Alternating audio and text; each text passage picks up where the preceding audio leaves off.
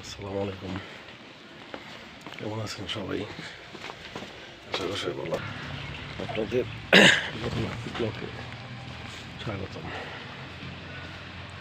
সকাল সকাল বেরিয়ে পড়লাম কর্মের উদ্দেশ্যে, রওনা হয়ে গেলাম কাজের জন্য।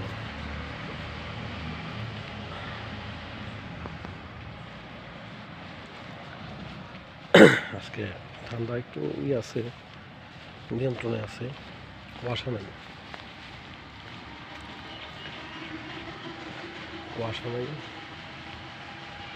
কিন্তু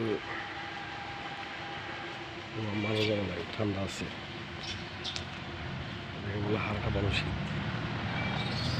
বড় শীত আছে, কিন্তু কুয়াশা থাকলে ঠান্ডা একটু কম পড়ে।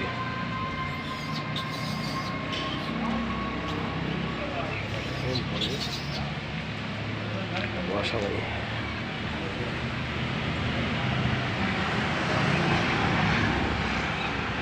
দেখেন গ্রামের ঐতিহ্য,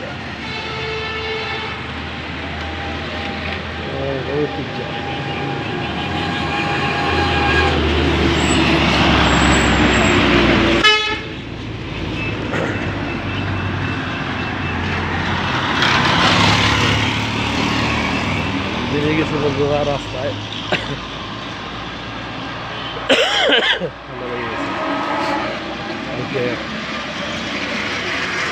ঠান্ডা কুয়াশার মধ্যে গাড়ি ওয়াশ করতে গিয়ে ঠান্ডা লেগে গেছে, কি বলবো।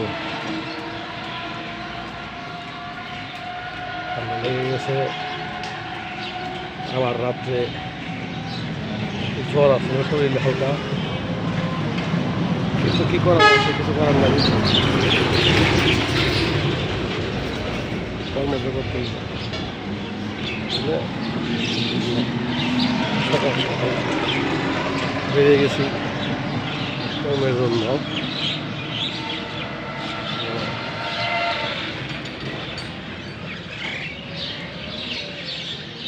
আমাদের ঢাকা জেলা ধামরাইতে আমার বাড়ি। এখানে ঠান্ডা তেমনই আছে, জানি না কার এলাকা কেমন ঠান্ডা, একটু কমেন্ট করে জানাবেন, একটু কমেন্টে বলবেন কার এলাকা কেমন ঠান্ডা।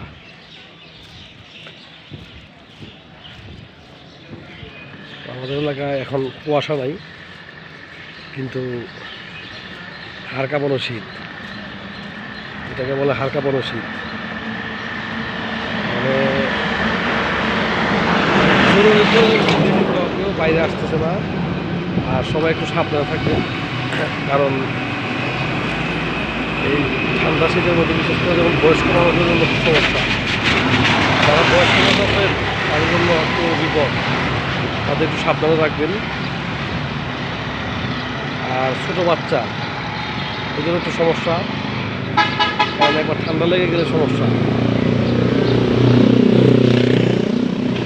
সাবধানে থাকবেন, সবাই সাবধানে রাখবেন,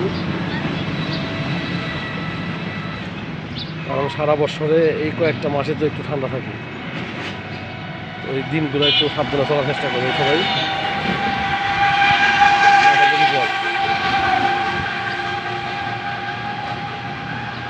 তারপরে আমার মতো যাদের কর্মের জন্য বেরোতে হয় সকাল সকাল, রোদ বৃষ্টি নাই, ঝড় নাই, তাদের যে আলাদা, কারণ তাদের বেরোতে হবে, কেয়ার করা, রোদ থাক, ঝড় থাক, বৃষ্টি থাক, আর যাই থাক, তাই না? রাস্তাঘাটে একদম ফাঁকা, রাস্তাঘাটে লোকজন নাই।